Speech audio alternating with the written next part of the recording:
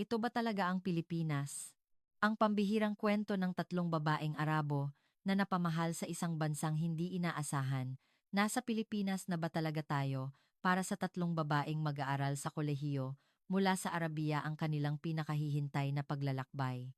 Sa Asya, isang selebrasyon para sa kanilang pagtatapos ay nakasentro sa dalawang higanteng bansa, China at South Korea ang Pilipinas. Isa lamang itong huling hantungan, isang lugar na halos hindi pinag-ukulan ng pansin sa kanilang plano. Ngunit talong sa kanilang inaasahan, ang mga karanasan nila sa China at South Korea ay nauwi sa sunod-sunod na pagkadismaya. Dahil sa pagod at sama ng loob, minabuti nilang tapusin ng maaga ang kanilang pananatili sa Korea at tumuloy na lang sa Pilipinas na itinuturing nilang dagdag lamang sa kanilang listahan. Marahil, pareho lang din ang Pilipinas, bulong nila sa isa't isa, puno ng pag-aalinlangan. Subalit sa kanilang pagdating, ang mga simpleng pangyayari sa araw-araw sa Pilipinas ay nagsimulang gumimbal sa kanilang mga pananaw. Ito ba talaga ang Pilipinas? Tanong nila. Hindi makapaniwala, isang pangyayari ang tuluyang yumanig sa kanilang mga puso. At ang Pilipinas ay naging isang espesyal na lugar na nagdulot sa kanila ng mga luha ng kaligayahan. Ano nga ba ang mga karanasang ito na labis nilang ikinagulat? At paano naging isang malilimutang lugar ang Pilipinas para sa kanila? Halin pakinggan natin ang kwentong ibinahagi ng mga kababaihang Arabo. Si Layla kasama ang aking mga matalik na kaibigang sina Nadia Taishaya ay nagplano ng isang graduation trip upang lumikha ng mga huling alaala bago kami magkahiwa-hiwalay ng landas. Dahil ito na ang huli nating biyahe ng magkakasama, dapat sa isang espesyal na lugar tayo pumunta. Masayang sabi ni Nadia. Bilang mga mag-aaral sa Arabia, sabay kaming natuto at bumuo ng maraming masasayang alaala. Ngunit pagkatapos ng aming pag-aaral, iba't ibang buhay na ang aming tatahakin. Kaya naman ang biyaheng ito ay may malalim na kahulugan para sa amin. Paano kung sa Asya tayo pumunta? Mungkahi ni Aisha at biglang nagingning ang aming mga mata. Ang Asya ay mayaman sa kasaysayan at kultura at tahanan ng mga tanyag na pasyalan sa buong mundo. Naisip namin na tiyak na magiging isang magandang karanasan ito. Gusto kong mapuntahan ang China. Agad kong sagot, ang China ay isang bansa na may libo-libong taon ng kasaysayan kung saan naroon pa rin ang mga kahangahangang estruktura at tradisyonal na kultura. Lalo na ang Great Wall of China, isang lugar na matagal ko nang pinapangarap na marating, isang panaginip na maglakad sa pader na iyon na dati ay sa mga libro at pelikula ko lang nakikita. Bukod dito nariyan din ang Forbidden City, ang Terracotta Army sa Xi'an at ang mga klasikong hardin ng Suzhou. Sikat na sikat ang Korea sa buong mundo ngayon. Kama K-pop, fashion, beauty, lahat sila ang nangunguna. Si Aisha ay isang tapat na tagahanga ng mga K-drama at pangarap niyang matikman ang tunay na Korean food at bisitahin ang mga shooting location ng kaniyang mga paboritong serye. Mukhang interesante rin ang tradisyonal na kultura ng Korea. Gusto kong makita ang magandang Jeju Island at ang makasaysayang Gongbok Palace. Ako naman tila nag-aalang sabi ni Nadia, yamang pupunta na rin tayo sa Asya. Bakit hindi natin isama ang Pilipinas? Magandang ideya. Pero parang side trip lang talaga ang dating sabi ko at sumang-ayon naman si Aisha.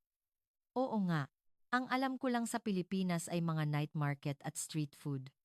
Sa totoo lang, hindi gaanong kaakit-akit para sa akin. Tama. At pagdating sa pagkain, wala akong maisip na iconic dish tulad ng sa China o Korea, pati ang kasaysayan at kultura. Parang hindi kasing tindi ng dalawang bansa, dagdag ko, pero dahil malapit lang naman ito sa China at Korea, pwede na nating daanan, sabi ni Nadia. At doon nabuo ang aming desisyon. Ang Pilipinas ay isasama namin sa huli para lamang sa isang gabing pananatili. Ang aming mga pangunahing destinasyon ay China at South Korea. Ang Pilipinas ay isang hantungan lamang. Ang aming itinerary ay naging China, South Korea at Pilipinas. Upang maging maayos ang lahat, hinati namin ang mga gawain. Ako ang bahala sa pag-book ng mga restaurant, si Nad sa mga hotel at si Aisha sa transportasyon. Sa aming paghahanda, puno kami ng pananabik. Sa wakas, dumating na ang araw ng aming pag-alis. Mula sa bintana ng eroplano, Isang walang katapusang tanawin ng mga skyscraper ang sumalubong sa amin. Nandito na tayo, China. Sabay-sabay naming sabi ng may kagalakan. Paglapag namin sa Beijing pagkatapos ng immigration, bumungad sa amin ang isang dambuhalang siyudad. Iba talaga ang laki ng China. Namamanghang, sabi ni Nadia, puno ng pag-asa ang aming mga puso. Sumakay kami ng taxi papunta sa aming hotel. Pagkatapos mag-check-in, nagpa siya kaming maglakad-lakad sa labas. Subalit, ilang sandali pa lang napakunot na ang aming mga noo. Teka, may kakaibang amoy hindi ba? Sabi ni Aisha.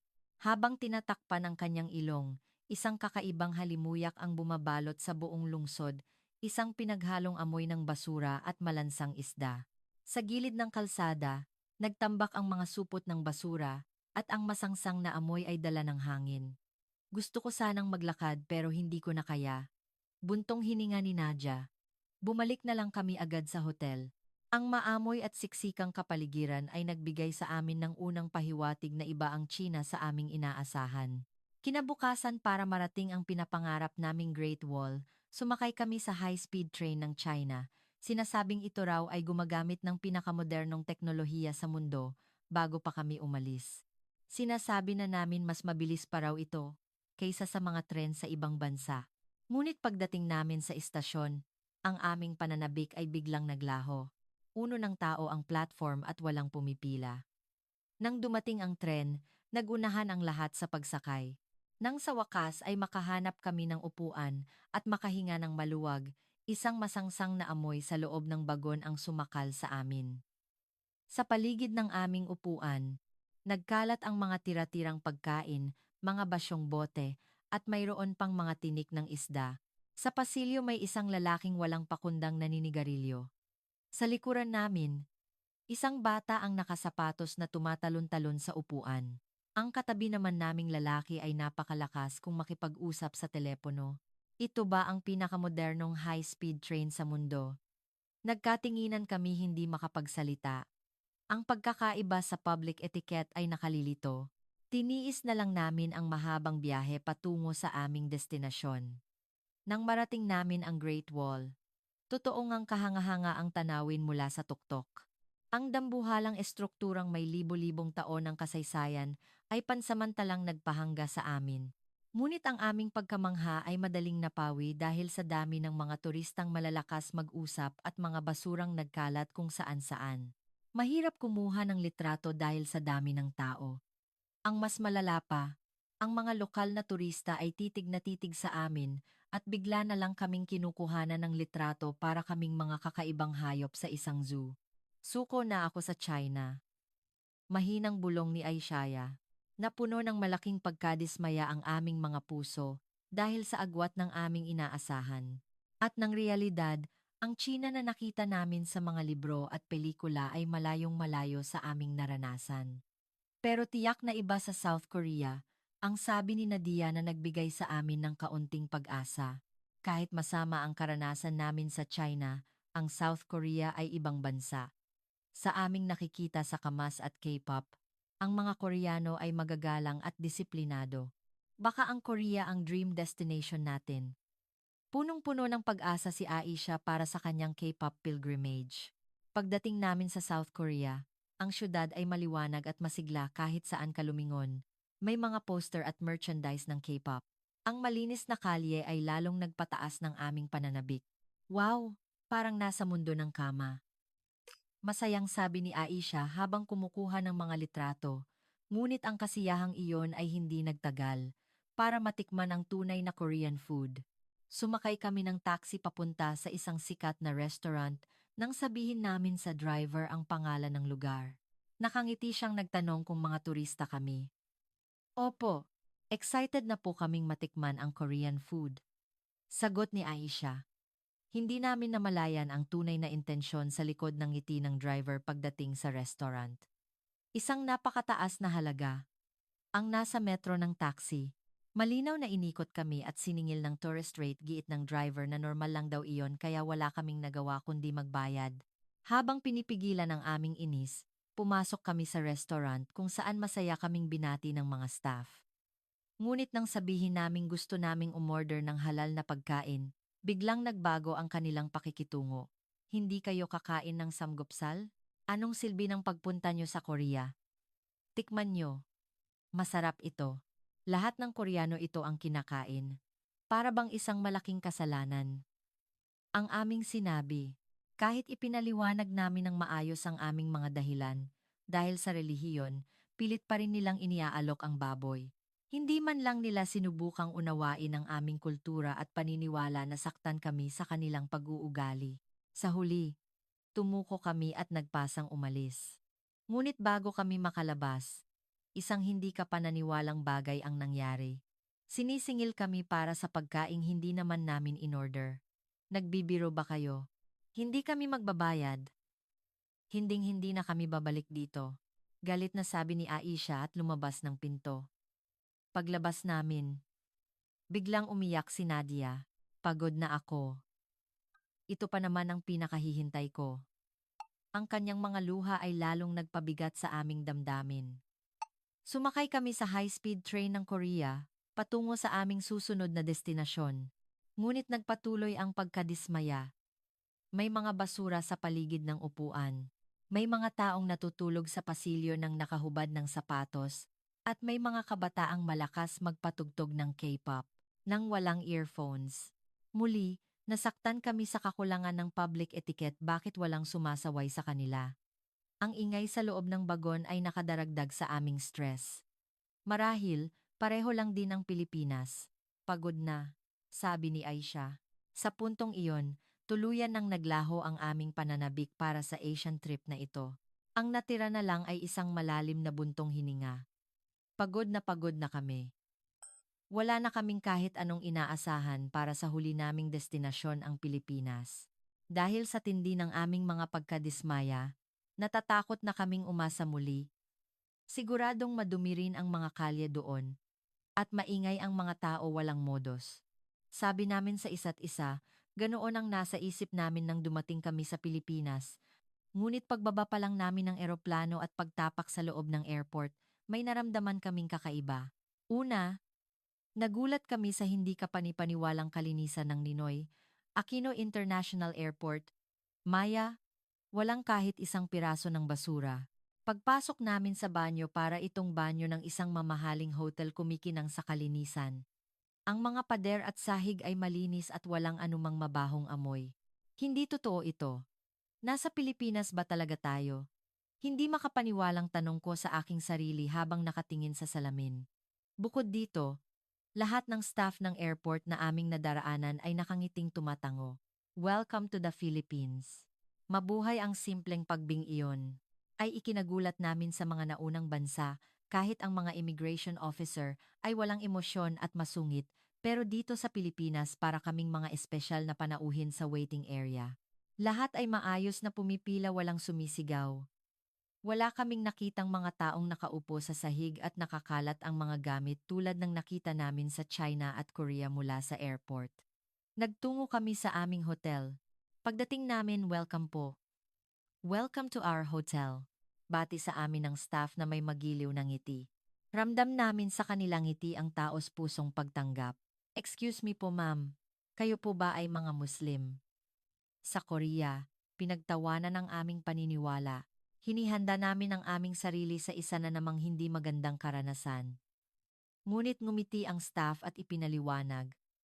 Ang aming hotel po ay may prayer room. Ihahatid ko din kaming menu na halal certified. Sabihan niyo lang po kami. At tinatanggap nila tayo. Nanginginig na sabi ni Nadia. Sa sandaling iyon na puno ng luha ang kanyang mga mata. Sobrang saya ko sa mga nakaraang bansa. Palagi tayong pinaparamdam na mali tayo. Pero dito sa Pilipinas, mula pa lang sa simula, iginagalang na nila tayo. Tahimik ding napaluha si Aisha. Nakita ng staff ang aming pagiyak. Bagamat nagulat, tila naintindihan niya ang aming nararamdaman.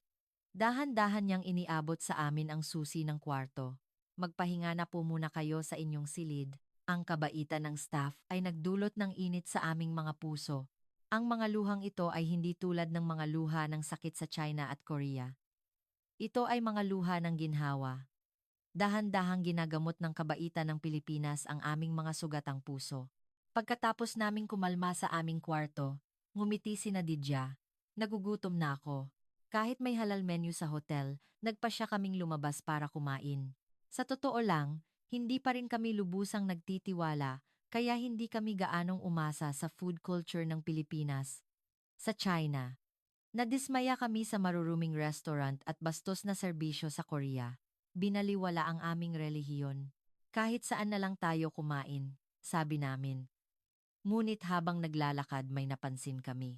Teka, hindi ba't kakaiba? Walang basura sa daan. Namamanghang sabi ni Nadia.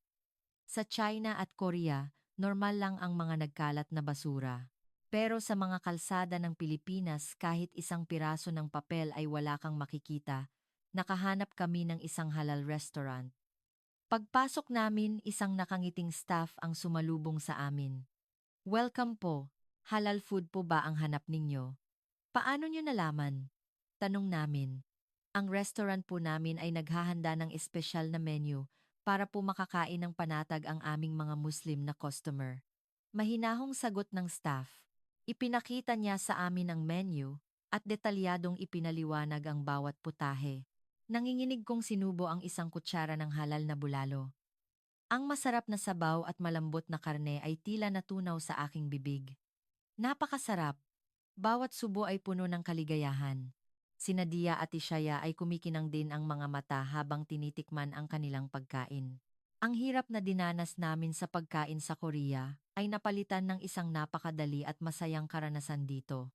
Pagkatapos kumain, naglakad-lakad kami. Huminto si Aisha at sinabi, "Tingnan niyo ang linis ng convenience store na ito." Ang loob ng tindahan ay napaka-organisado. Bumili ako ng isang snack at ang kahera ay magalang na tumango at nagsabi, "Salamat po." Kinabukasan sa breakfast buffet ng hotel may nakita kami. Tingnan nyo, may mga pagkaing halal certified. Sabi ni Nadia, dito namin napagtanto na ang Pilipinas ay isang pambihirang lugar. Para sa aming susunod na destinasyon, sumakay kami sa MRT. Ano kaya ang pakiramdam sumakay sa tren ng Pilipinas? Tanong namin.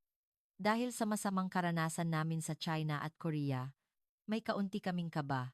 Siguradong puno na naman ng basura at maingay ang mga tao. Sabi namin, pagdating namin sa platform, hindi kami makapaniwala. Ito ba talaga ang estasyon ng tren? Ang mga pasahero ay tahimik na nakapila. Ang mga may malalaking bagahe ay inilagay ang mga ito sa kanilang harapan para hindi makasagabal. Ang mga bata ay hawak ng kanilang mga magulang. Walang tumatakbo nang dumating ang tren. Hinintay ng lahat na makababa ang mga pasahero bago sila pumasok. Hindi ka panipaniwala. Pagsakay namin lalo kaming namangha. Ang loob ng bagon ay kasing linis ng labi ng hotel. Malinis ang mga upuan at bintana. Walang basura at mayroon pang bahagyang mabangong amoy. Napakaginhawa, sabi ni Aisha. Huminga ng malalim.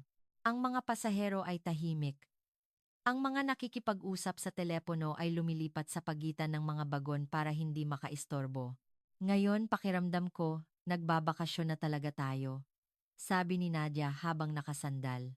Sa wakas, naranasan naming mag-enjoy sa biyahe. Habang nasa Pilipinas kami, palagi kaming nagugulat. Ngunit ang pinakahindi kapanipaniwala ay ang kabutihan ng mga Pilipino. Isang araw habang naglalakad kami sa Bonifacio Global City, nawala ang signal ng aming GPS at naligaw kami. Paano na to? Magtanong kaya tayo, sabi ko. Ngunit naalala namin ang aming mga karanasan sa China at Korea kung saan madalas kaming hindi pinapansin habang kami nag-aalala. Isang matandang babae, isang lola, ang lumapit sa amin. Mga iha, ayos lang ba kayo? Saan ba ang punta ninyo? Malambing tanong. Sinabi namin ang aming destinasyon. Medyo malayo pa iyon. Mula rito. Halik kayo. Samahan ko na kayo, sabi niya. At inihatid kami. Ang kanyang walang hinihintay na kapalit na pagtulong ay lubos na nakaantig sa amin. Hindi mangyayari ito sa China o Korea. Bulong ni Nadia. Dahil sa aming mga magagandang karanasan, nagpasya kaming palawigin ang aming pananatili sa Pilipinas.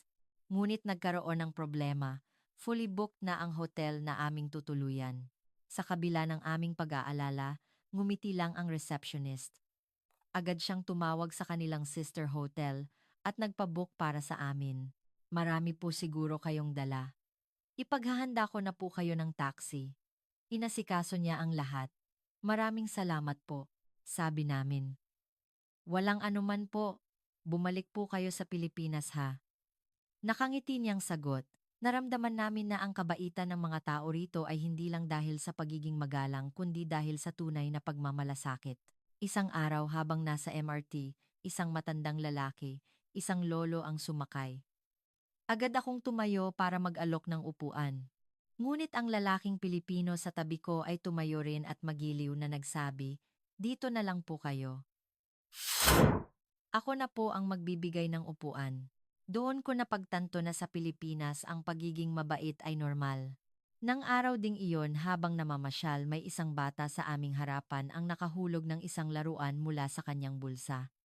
Teka, sabi ko, at tumakbo para kunin ito. Inabot ko ito sa bata. Ngumiti siya at nagsabi, "Salamat po, enjoy your trip." At tumakbo pabalik sa kanyang ina. Sa sandaling iyon na pagtanto ko, hindi ko namamalayan nagiging katulad na ako ng mga Pilipino. Dati kung may makita akong nakahulog ng gamit, marahil ay hindi ko ito papansinin.